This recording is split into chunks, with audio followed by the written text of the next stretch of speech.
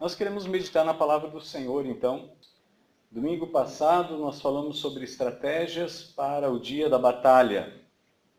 E nós discorremos sobre o fato de que a batalha é tão certa quanto a própria vida. Certo? Nós estamos em batalha. Nós não vivemos num campo neutro. E nós já ouvimos aqui na abertura do culto que nós temos 3 inimigos. O mundo, a nossa própria carne e o inimigo das nossas almas, Satanás. Ele usa a nossa fragilidade, a nossa inclinação. A Bíblia chama isso de concupiscência. Não sei se já ouviram falar na palavra concupiscência.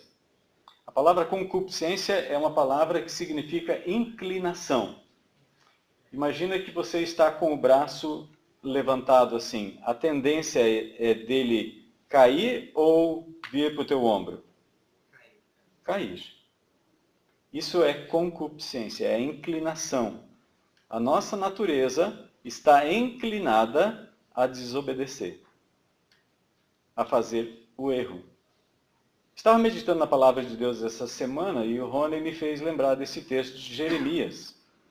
O povo veio para Jeremias e pediu: Jeremias, consulta o Senhor para nós. Antes de nós entrarmos no texto propriamente dito, dá uma olhadinha em Jeremias, capítulo 42. O verso 2 já nos diz assim: disseram ao profeta Jeremias: pedimos que aceites a súplica que fazemos diante de ti e peças ao Senhor, teu Deus, por nós e por todo este remanescente, porque, como podes ver, somos poucos que restaram de muitos. Ora, para que o Senhor, teu Deus, nos mostre o caminho que devemos seguir e o que devemos fazer. E eles disseram: tudo que você disser, nós faremos. O que Deus responder para você, nós vamos fazer. Verso 5. Então eles disseram a Jeremias: que o Senhor seja testemunha verdadeira e fiel contra nós, se assim não fizermos conforme tudo que o Senhor teu Deus nos ordenar por teu intermédio, seja a resposta boa, seja má. Obedeceremos à voz do Senhor nosso Deus, a quem te enviamos, para que tudo vá bem conosco, obedecendo à voz do Senhor nosso Deus. Quando é que eles fazem esse pedido para Jeremias? O rei da Babilônia, Nabucodonosor, já havia levado 2 levas de povo para a Babilônia. A cidade ainda ficou com alguns moradores. E esses moradores, juntamente com o profeta Jeremias, eles então clamam direção de Deus para a vida deles. A gente imagina que a resposta vem rápido. Quando a gente ora, a gente espera que Deus responda ontem. Já esteja com a carta escrita para nos entregar. Não é assim que gostaríamos que Deus respondesse nossas orações? Sim ou não? Olha o verso 7. 10 dias depois veio a palavra do Senhor a Jeremias. Imagina 10 dias esperando Deus responder. Todos os dias Jeremias orava a Deus. Todos os dias ele intercedia diante de Deus para saber a direção de Deus. Mas somente depois de 10 dias é que veio a resposta. E Deus respondeu que eles não deveriam sair da terra de Canaã e ir para o Egito. Mas olha o capítulo 43. Quando Jeremias acabou de falar a todo o povo, toda a palavra, as palavras do Senhor, seu Deus, palavras com as quais o Senhor, seu Deus, o havia enviado. Lembra do que eles disseram para Jeremias? A palavra que Deus disser, seja ela boa ou seja ela má, nós vamos obedecer. O que eu compartilhei com o Rony naquela viagem, foi para Sertão, se não me engano, foi que a minha submissão à autoridade de meu pai, Deus me deu o privilégio de me converter. Eu era um religioso. Mas a partir da minha submissão à autoridade do meu pai, Deus olhou para mim com misericórdia. E Deus me tirou de Rondônia para São Leopoldo, para a faculdade. Deus me levou a entender a sua palavra, a tal ponto que a minha própria esposa disse assim para mim: por que você não volta para o seminário, já que você não fala de outra coisa senão da Bíblia? Para todo mundo você conversa, você está falando da Bíblia, você está ensinando a Bíblia, você está fazendo estudos bíblicos. Eu falei, você iria comigo? Porque agora não sou mais só eu, éramos eu, ela e a nossa filha. E então ela disse, sim, vou. Falei, ótimo. E passamos os 6 anos de faculdade em São Leopoldo, juntos. Uma das palavras que eu sempre usava quando perguntavam para mim quanto tempo faltava para me formar, ou quando estava me formando, eu disse, nós estamos nos formando. E ela sempre me corrigia, não, é você que está se formando. Eu falei, não, somos nós que estamos nos formando, porque nós não somos mais 2, mas é uma só pessoa, uma só carne. Deus nos uniu. E a minha formação é a sua formação. A minha vitória é a sua vitória é minha também. O povo pediu para Jeremias a direção de Deus, mas não aceitou a direção de Deus. O que Deus havia dito para eles, se eles não obedecessem? A espada os alcançaria. Eles se tornariam escravos e morreriam de peste, praga. E foi isso que aconteceu com eles.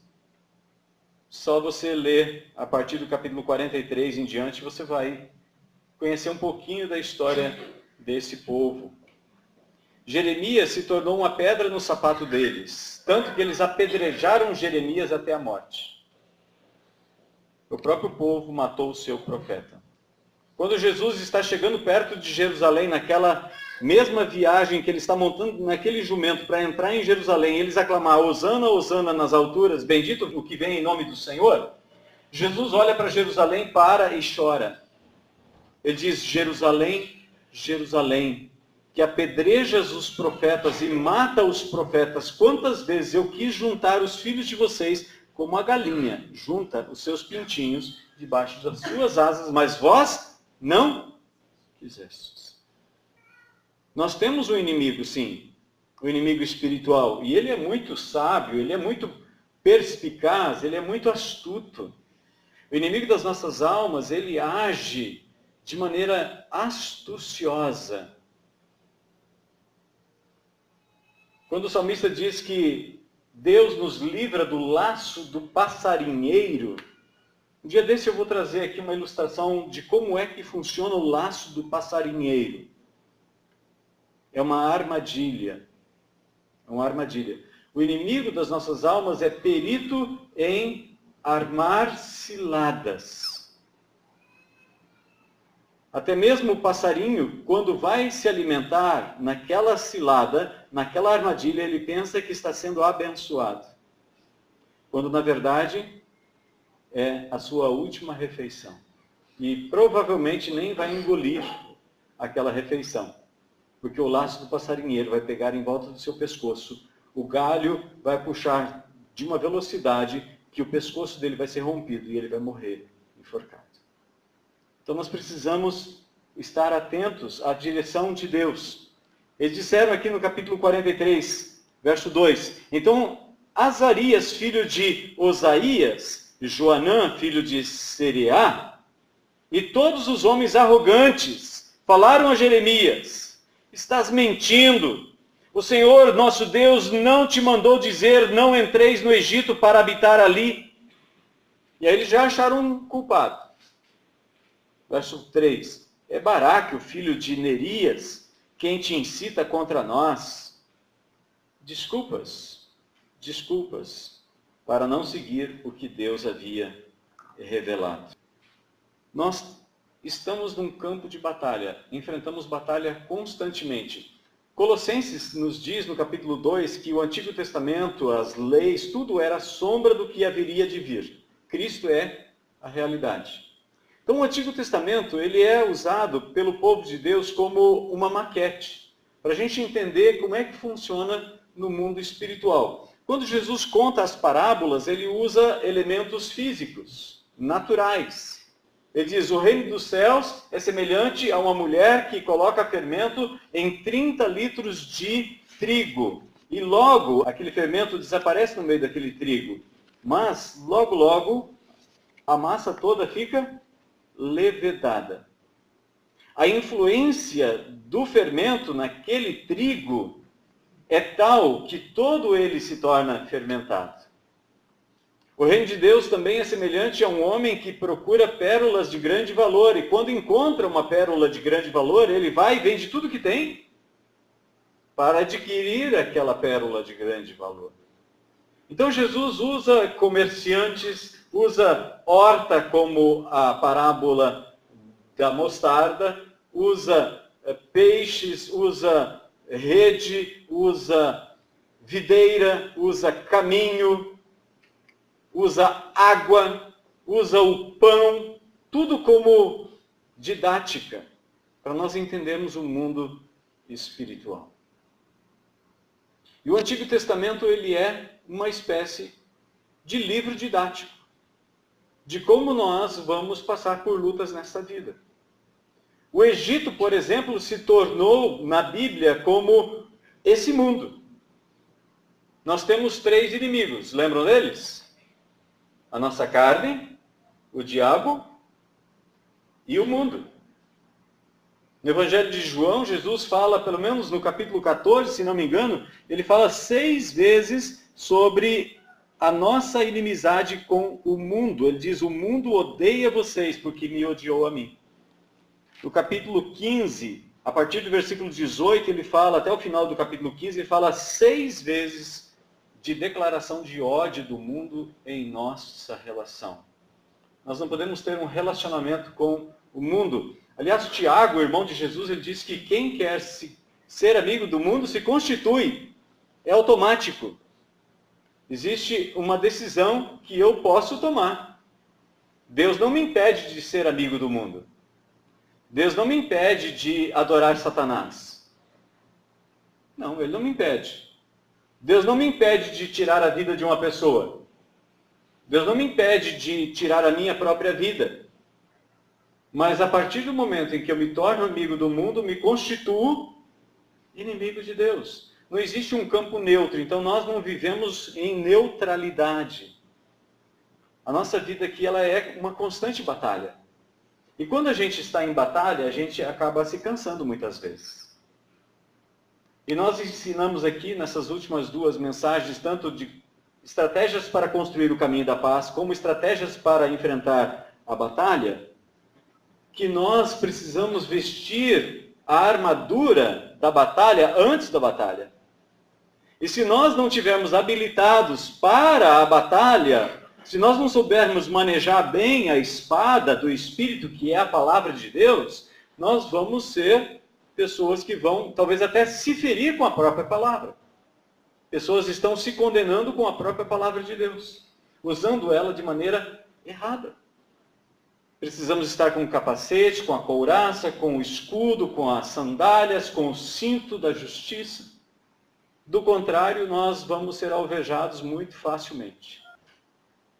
E então, olhando para o Antigo Testamento, olhando para o povo de Israel, olhando para a saída do povo do Egito, nós podemos aprender algumas lições. Eu gostaria de compartilhar de uma lição do campo de batalha. A primeira batalha que o povo de Israel enfrentou quando saiu do Egito. Alguém lembra? Êxodo capítulo 17. Mas antes da gente olhar Êxodo 17, vamos olhar para o final dos 40 anos. Porque Êxodo 17 mostra... No capítulo 14, no capítulo 12, eles estão celebrando a Páscoa. No capítulo 13, eles estão saindo do Egito. No capítulo 14, eles chegam na frente do mar. Deus manda o povo dar a volta, voltar para o deserto. Eles estavam passando por cima do Golfo de Acaba, no deserto, para chegar até a Arábia, ao Monte Horebe. E aí Deus diz, voltem. E eles voltaram. No capítulo 14 de Êxodo, então eles chegam diante de Baal-Zefon, perto de Migdol e Pi-Hairote. Sabe onde é? Eu também não sei. Mas, se você procurar na Bíblia, você vai encontrar lá alguns mapas que vão te indicar mais ou menos onde é que é. Que estratégia é essa? Deus está usando Moisés e o povo segue Moisés. Mas eles estão sendo seguidos, Moisés está sendo seguido agora para uma armadilha. Que Deus é esse se nós estivéssemos lá andando junto com o povo? Essa foi a primeira murmuração do povo. No capítulo 14 de Êxodo, nós temos a primeira murmuração. Eles agora têm as montanhas de um lado, montanhas do outro, o mar na frente e o exército do Egito atrás deles. Eles estão literalmente num beco sem saída. Estão encurralados. Estão numa sinuca de bico. Não tinham para onde ir. Mas acredite, Deus sabia disso. Deus é quem levou eles para lá. Porque através da obediência deles, de ir para um lugar que aparentemente era uma armadilha, a tal ponto que o próprio general e os generais do Egito e o próprio faraó disseram: eles estão encurralados. Eles estão encerrados naquele deserto e eles se tornaram presa fácil. Vamos lá, vamos derrotá-los, vamos trazê-los como escravos e vamos fazê-los trabalhar o dobro do que trabalhavam já. Mas o que acontece? Devido à obediência de Moisés e do povo, Deus abre o mar. Quando Moisés começa a orar a Deus, Deus diz para Moisés: Moisés, por que você está orando? Agora não é hora de orar.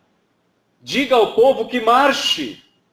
Porque na medida em que eles começaram a marchar, o mar foi se abrindo.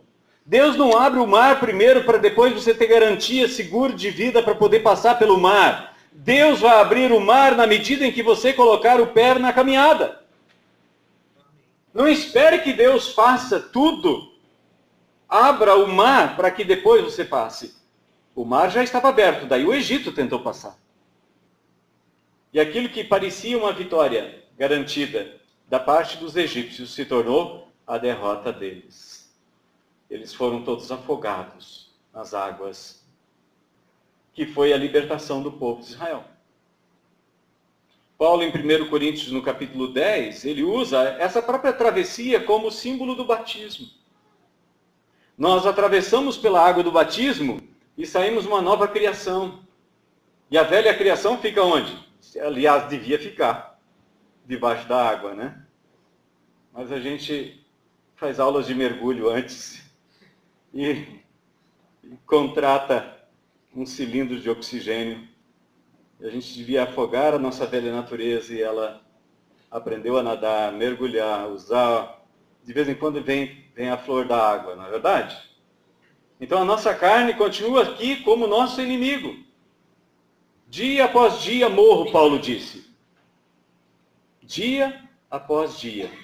Aliás, Jesus faz essa proposta para a gente seguir ele. Quem quiser ser meu discípulo, dia a dia, pegue a sua cruz, esteja disposto a morrer como eu vou morrer e vamos caminhar juntos. Amém? Nós vamos olhar primeiro Deuteronômio capítulo 25, versos 17 a 19. Quando o povo passa pelo mar, o capítulo 15 é uma festa. O capítulo 15 é uma festa. Aí eles começam a caminhar, saem do mar, chegam no lugar onde tem águas. E as águas ali, a Bíblia diz que elas eram amargas. Por isso o nome Mara. Mara. Mara em hebraico é amarga. Ali é a segunda murmuração do povo de Israel. Começam a reclamar. Acabaram de ver um milagre. Acabaram de ver uma grande libertação. Mas a água amarga leva eles a reclamar. Deus faz um milagre. Moisés joga uma vara dentro daquela água. Não era uma vara mágica.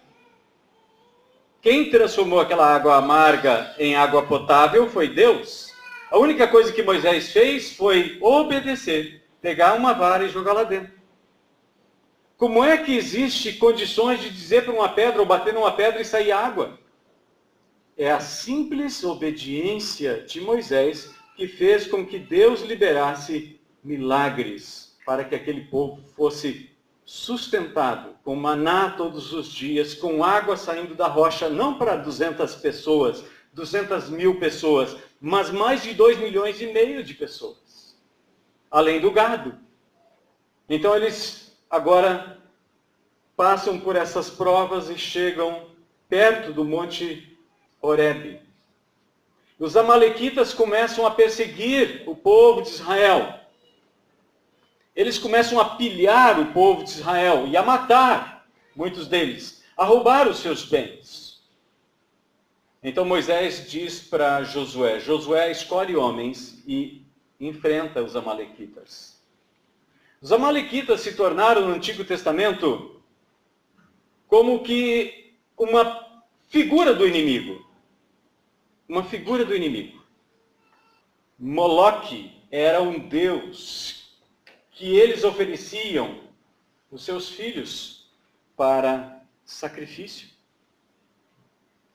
Não vamos espiritualizar demais este povo, mas vamos olhar os textos e vamos ver o que Deus manda fazer com esse povo, vamos ver o que Moisés ordena a esse povo, como devia ser feito, e vamos ver uma outra atitude 500 anos depois do que aconteceu com a descendência daquele homem, e vamos olhar mais adiante, 900 anos, o que aquele descendente do povo amalequita tentou fazer contra o povo de Israel. Mas Deus já sabia de tudo isso. E por isso o seu decreto, desde o início. Deuteronômio capítulo 25, versos 17 a verso de número 19. Lembra-te do que Amaleque te fez no caminho quando ias ou saías do Egito. Moisés está falando aqui praticamente 40 anos depois. É no final da vida de Moisés que ele escreve Deuteronômio. Deuteronômio é a recontagem ou reescrita da lei. Nomos em grego é lei. Deutero é depois. É a escrita da lei depois. Êxodo, Números e Levíticos foram escritos logo no início, lá no Monte Sinai, no Monte Horebe. Então Moisés, no final da sua vida, depois de passar por mais de 38 anos caminhando com o povo, ele disse, lembra, quando vocês estavam saindo do Egito, o que aconteceu? Como foi ao teu encontro no caminho e matou na tua retaguarda todos os fracos que seguiam mais atrás, quando estavas cansado e desgastado e não temeu a Deus? Portanto, quando o Senhor, teu Deus, te der descanso de todos os teus inimigos em redor, na terra que o Senhor, teu Deus, te dá por herança para possuir, apagarás a lembrança de Amaleque, de debaixo do céu. Não te esqueças disso. A ordem da parte de Deus, por boca de Moisés, era que o nome de Amaleque deveria ser apagado da história. Mas não foi o que o povo fez. Assim como o pai dá uma ordem para o filho, ele ordena o filho para que ele faça algo, porque sabe que aquilo é melhor para ele, ele faz, mas faz em parte, não faz tudo. Ele vai postergando, ele vai deixando para depois algumas coisas. E por deixar para depois algumas coisas ficam por fazer, e aquilo vai tomar vulto de novo, aquilo vai crescer novamente, e o inimigo vai se tornar tão forte novamente que vai atacar novamente e vai correr o risco de destruir. Mais ou menos 500 anos depois disso aqui, você vai para 1 Samuel capítulo 15. Eu não vou ler o texto por questão de tempo, mas você pode ler em casa 1 Samuel capítulo 15, Deus dá uma ordem para o rei Saul. Extermina todos os moradores das cidades, os amalequitas, mulher, criança, animais, gado, tudo. Elimina tudo. O rei Saul chega lá, ele vê o gado gordo, ele vê o rei, ele se rende, o rei Agag se rende a Saul. Eu creio que no coração de Saul, já que ele subiu no Monte Carmelo e edificou um monumento para ele, o orgulho cresceu no coração de Saul. Ele disse: eu vou mostrar o rei Agag para todo mundo ver que eu conquistei. Eu conquistei. E Deus vem em espírito e fala com Samuel: Samuel, eu rejeitei Saul porque ele me desobedeceu. Samuel passa a noite inteira orando a Deus e Deus está falando com ele. No final Deus diz para ele: por que você está orando ainda? Eu rejeitei, não adianta você orar por ele. Eu já o rejeitei. Quando Samuel chega lá, ele escuta o balido das ovelhas, ele escuta o mugido do gado, e ele vê quem como cativo? O rei Agag, a família real. Mas alguns entre eles escaparam. Então, 400 anos depois, você pode ler para o livro de Esther. É o livro antes do livro de Jó, depois das crônicas, Esdras e Neemias. É um livro bem pequeno, mas importante na história. No capítulo 3, no verso 1, nos diz o seguinte. Esther, capítulo 3, verso 1. Depois disso, o rei Xerxes honrou Ramã, filho de Hamedata, descendente de Agag, e promoveu ele, dando-lhe a posição acima de todos os príncipes que estavam com ele. Ele odiava o povo israelita, ele odiava o povo judeu, e ele maquinou uma mortandade, um genocídio completo do povo de Israel. O rei Xerxes assinou embaixo desse decreto. Não sabia o que estava fazendo, porque a própria esposa dele, Esther, era judia. Mas Esther ora por 3 dias e jejua, não só ela, mas todas as suas servas, todos os israelitas, porque sabiam do decreto que naquele dia, qualquer pessoa que se levantasse e matasse um judeu, um benjamita, um israelita, não teria punição nenhuma. Seria, na verdade, amparado pela lei. E a lei dos medos e persas, uma vez dada, não pode ser retirada.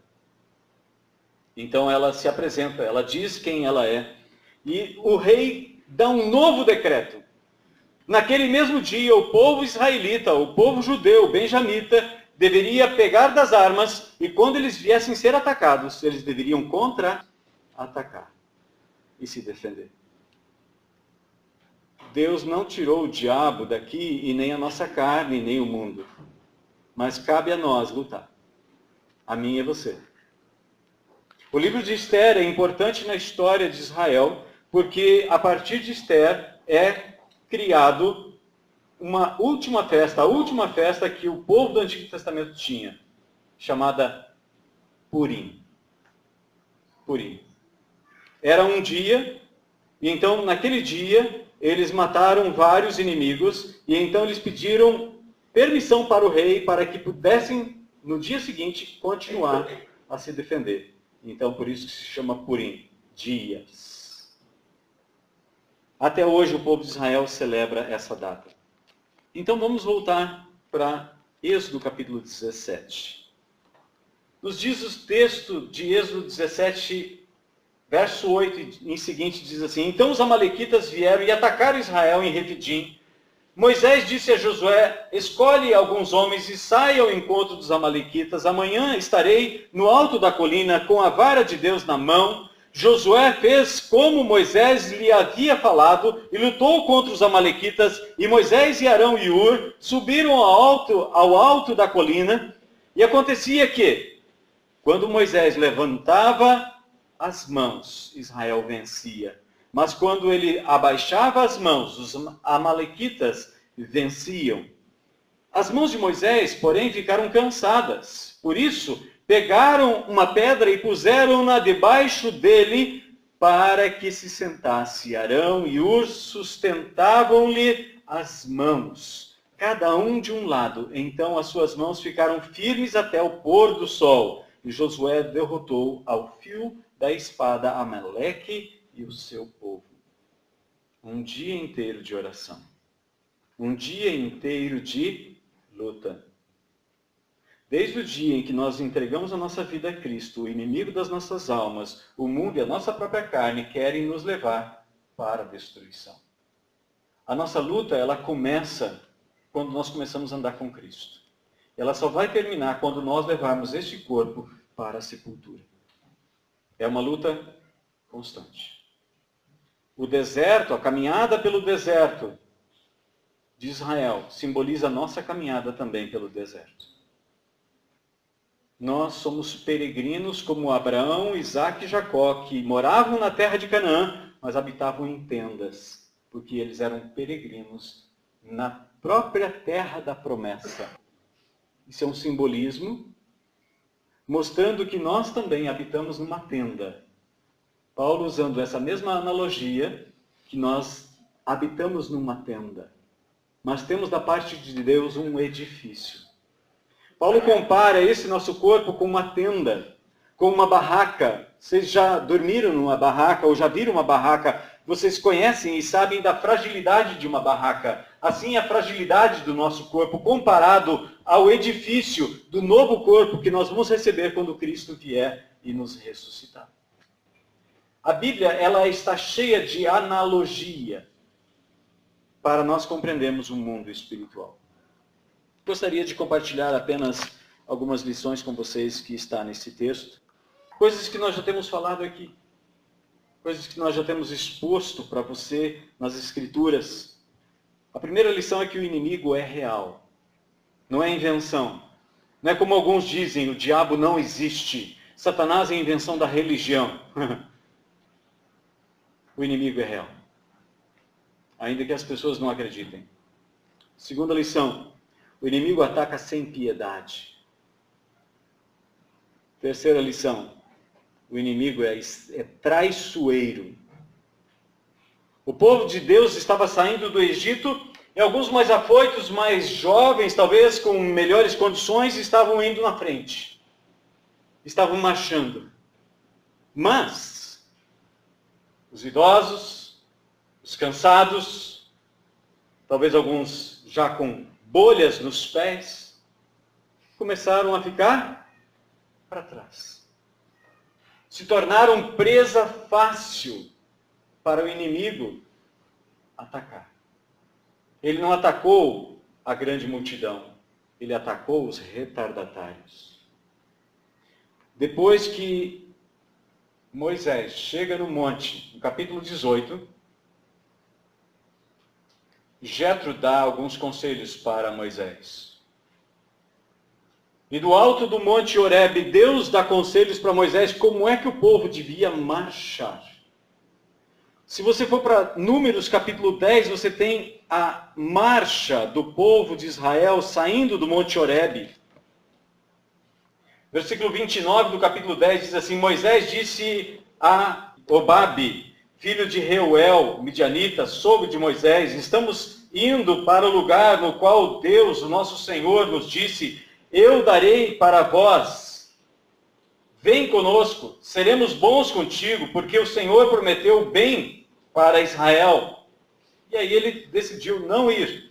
Verso 33, assim partiram do monte do Senhor e caminharam 3 dias, e a arca da aliança do Senhor ia na frente deles, em busca de um lugar para acampamento. E a nuvem do Senhor ia sobre eles de dia, quando partiam do acampamento. Quando a arca partia, Moisés dizia, levanta-te, ó Senhor, e sejam dispersos os teus inimigos, fujam da tua presença os que te odeiam. E quando ela parava, ele dizia: volta, ó Senhor, para os muitos milhares de Israel. Eles caminhavam juntos. Não viviam à parte, cada um andando pelo caminho que achava melhor. Jesus nos disse: eu sou o caminho. Ele não disse: eu sou um caminho. Só tem um caminho. E Jesus, quando disse: eu sou o caminho, ele está dizendo que ele, e a sua maneira de viver, a sua maneira de agir, é a maneira pela qual nós devemos viver também. A palavra caminho no Antigo Testamento é conduta de vida. É maneira de viver. Nós precisamos aferir os nossos caminhos com o caminho de Jesus.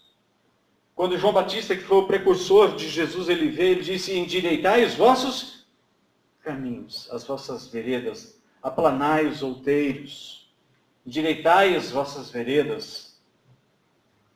E ele está chegando. Eu não sou digno nem de desatar a correia das sandálias, mesmo ajoelhado aos seus pés. Êxodo 17, 14 em diante nos dizem: então o Senhor disse a Moisés: escreve isso para memorial num livro e confirma a Josué que apagarei totalmente a lembrança de Amaleque de debaixo do céu. Então Moisés edificou um altar ao qual deu o nome de Javé Nissi. O Senhor é a minha bandeira. E disse: porque o Senhor jurou que fará guerra contra os amalequitas de geração em geração. Primeira lição que a gente aprende aqui, que o inimigo é real. Não adianta a gente dizer que a gente não tem inimigo. O mundo, a nossa volta, a nossa carne, as nossas inclinações, e o inimigo que usa essas coisas que este mundo oferece para nos propor desobedecer a Deus. Foi a proposta que ele fez para Eva. Ele usou a árvore, o mundo, usou a carne de Eva, instigou seu desejo e ela consumou o ato. Os três inimigos estavam ali: o mundo, a carne e o diabo. O inimigo é real. O inimigo ataca sem piedade. Ele não joga limpo. Quem faz uma armadilha não joga limpo. Quem faz intrigas e espalha contendas entre irmãos, a Bíblia nos diz em Provérbios que Deus odeia. Por quê? Porque isso são armadilhas. Você prepara algo para que a pessoa lá na frente ela tropece e caia. O inimigo é traiçoeiro. Ele se esconde. É como a serpente. Vai se esgueirando. Quando Deus disse: te ferirá o calcanhar, até onde eu sei, está atrás. O inimigo, ele sempre vem atrás de você, procurando envenenar, matar, destruir. Jesus disse: eu vim para que vocês tenham vida. E vida plena. A proposta de Deus para nós é vida plena. E ele fez uma promessa: eu vou erradicar, eu vou tirar totalmente a memória de Amaleque. Por quê? Vai chegar o momento em que o mal vai ser erradicado. Deus já fez essa promessa. Vai ser erradicado todo o mal. Mas até lá Jesus nos ensinou a orar na 7ª petição: livra-nos do mal. Por que Jesus nos ensina a pedir ao Pai para Ele nos livrar do mal, se o mal não existe? Nós estamos num campo de batalha.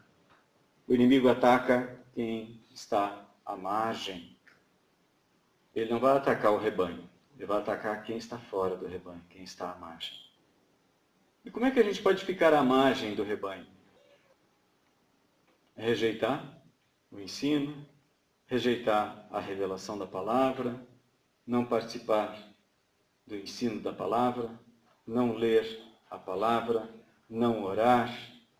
A oração, nós falamos nas últimas 2 mensagens sobre a oração, não vou repetir tudo que eu falei aqui, mas a oração foi fundamental para a vitória no campo de batalha. Enquanto Moisés levantava as mãos, vitória. Ele baixava as mãos, derrota. Levantava as mãos, vitória. Estamos levantando as nossas mãos aos céus? Paulo diz na sua carta para Timóteo: eu quero que em todo lugar homens levantem as suas mãos santas, sem ira, sem animosidade, e intercedam. Precisamos interceder. O mundo à nossa volta está sendo abatido pelo nosso inimigo. Ideologia de gênero, a família, tudo que é correto está sendo colocado em dúvida. Todas as instituições, desde a década de 70, está sendo colocada em dúvida. A igreja hoje está sendo atacada. E o pior é que nós próprios, como povo de Deus, atacamos as igrejas também. Ou não? O inimigo ataca quem está à margem. Muitos vivem na porta da igreja do Senhor. Não entram e atrapalham quem quer entrar. O inimigo, ele é covarde. Ele não mostra a cara. Ele sempre trabalha no anonimato. O inimigo é enfrentado por todas as gerações. Essas 6 lições nós aprendemos com esse texto. O inimigo é real. O inimigo ataca sem piedade. O inimigo é traiçoeiro. O inimigo ataca aquele que está à margem. O inimigo é covarde. O inimigo é enfrentado por todas as gerações. Eu tenho que enfrentar. Você vai ter que enfrentar também. Na última pregação eu falei sobre a armadura que Saul deu para Davi vestir. Não deu certo.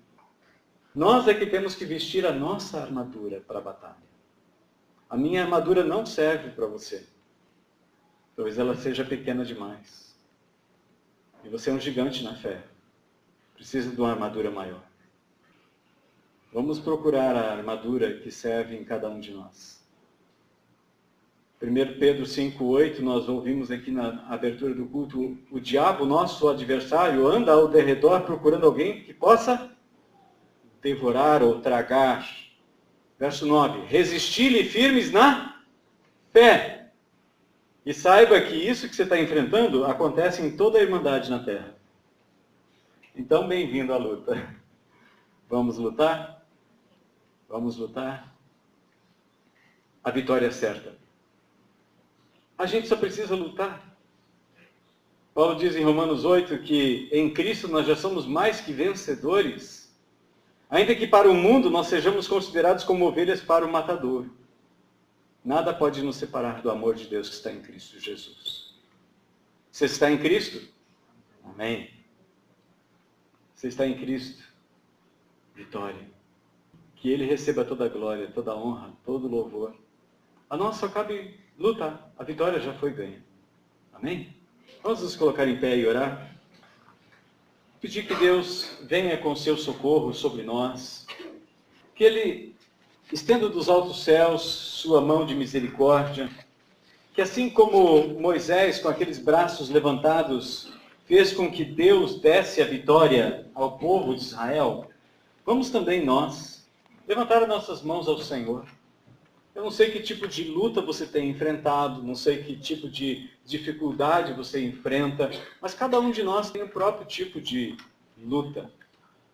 Alguns lutam contra um vício, outros lutam contra o desemprego, outros lutam para poder trazer o pão de cada dia para dentro de casa, outros lutam para restauração do seu próprio nome, porque às vezes foi jogado na lama.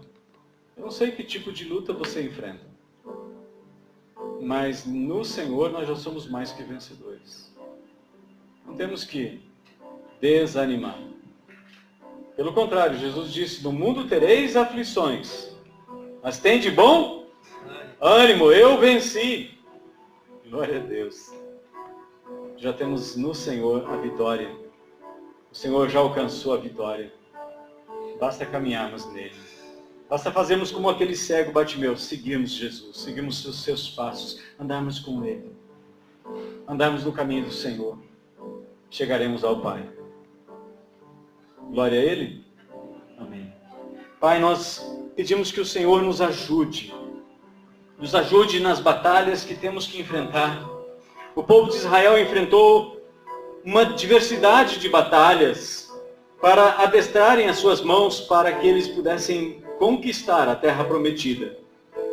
O Senhor deu a terra para eles, mas ela precisava ser conquistada.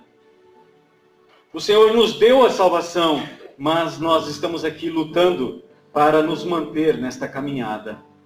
Nós não queremos desistir, nós não somos daqueles que retrocedem. O autor aos Hebreus nos ensina que nós não somos daqueles que retrocedem para a perdição, mas somos da perseverança para a salvação. Pai, nós queremos continuar caminhando. Se há luta, Senhor, do mundo físico aqui, visita com Tua graça, com Tua misericórdia, com Teu poder, Espírito Santo, toca os corações, toca aonde o médico não pode tocar, toca, muda a história desta pessoa, Senhor, traz cura e libertação. Se há lutas espirituais sendo travadas pelos meus irmãos, Senhor, visita eles com o Teu poder, como o Senhor visitou aquele vale onde Josué estava vencendo os amalequitas.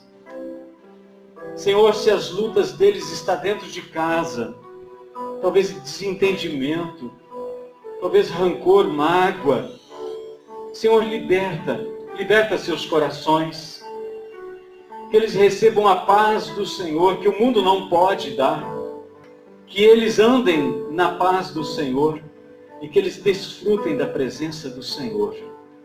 Eles possam sentir este alívio que vem do Senhor. O Teu fardo é leve, o Teu jugo é suave.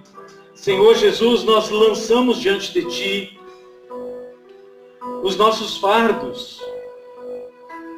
Faça isso simbolicamente no seu coração, na sua mente.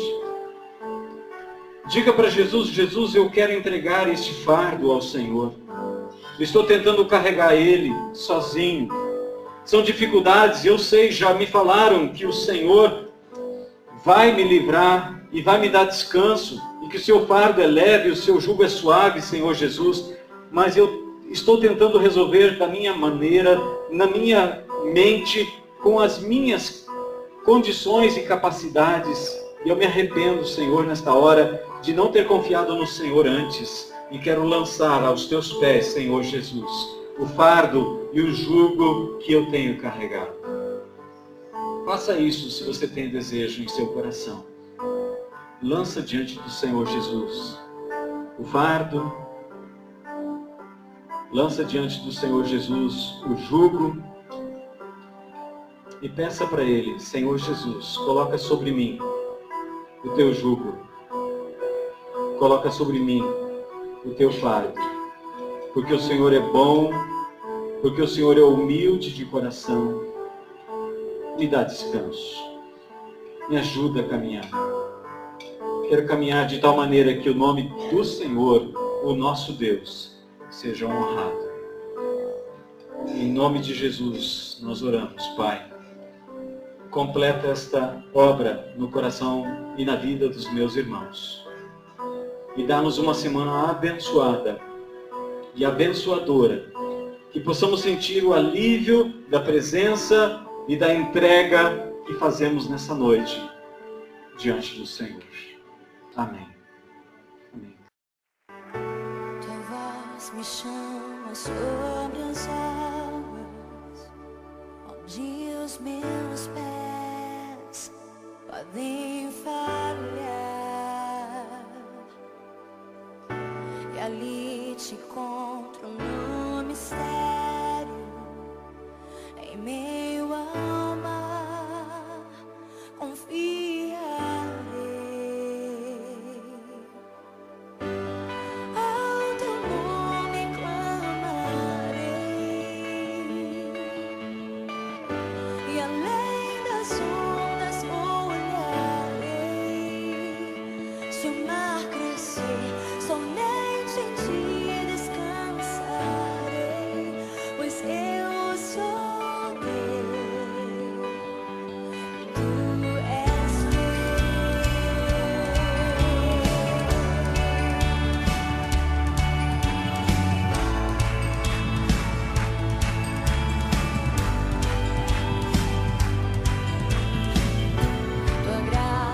cobre os meus temores, tua voz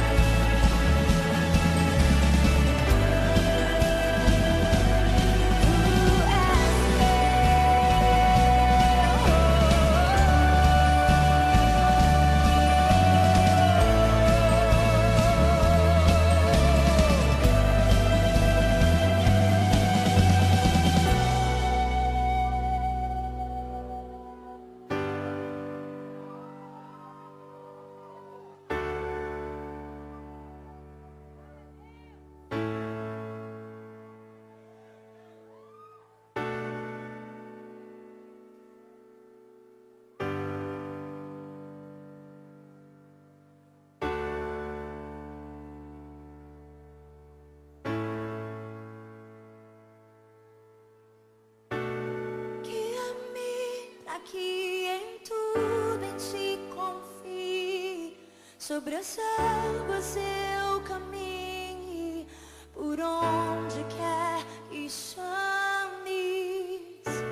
Leva-me mais fundo do que já estive, e minha fé será mais firme, Senhor, em tua presença. Guia-me para que em tudo em ti confie. Sobre as águas eu caminhe, por onde quer que chames. Leva-me mais fundo do que já estive, e minha fé será mais firme, Senhor, em tua presença. Guia-me para que em tudo em ti confie. Sobre as águas eu caminhe, por onde quer que chames.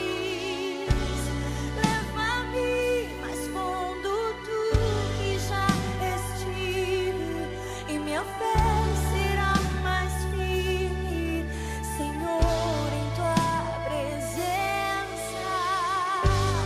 Guia-me para que em tudo em ti confie. Sobre as águas eu caminhe, por onde quer que chames. Leva-me mais fundo do que já estive, e minha fé será mais firme, Senhor, em tua presença. Guia-me para que em tudo em ti confie. Sobre as águas eu caminhe, por onde quer que chames. Leva-me mais fundo do que já estive, e minha fé será mais firme, Senhor, em tua presença. Guia-me para que em tudo em ti confie. Sobre as águas eu caminhe, por onde quer que chames. Leva-me mais fundo do que já estive, e minha fé será mais firme, Senhor, em tua presença.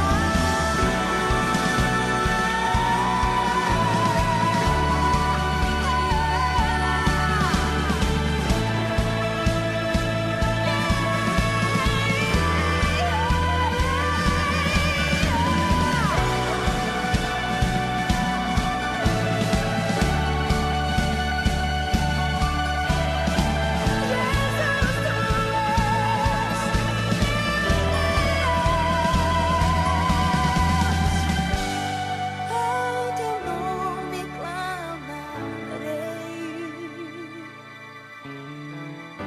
e além das ondas olharei. Somente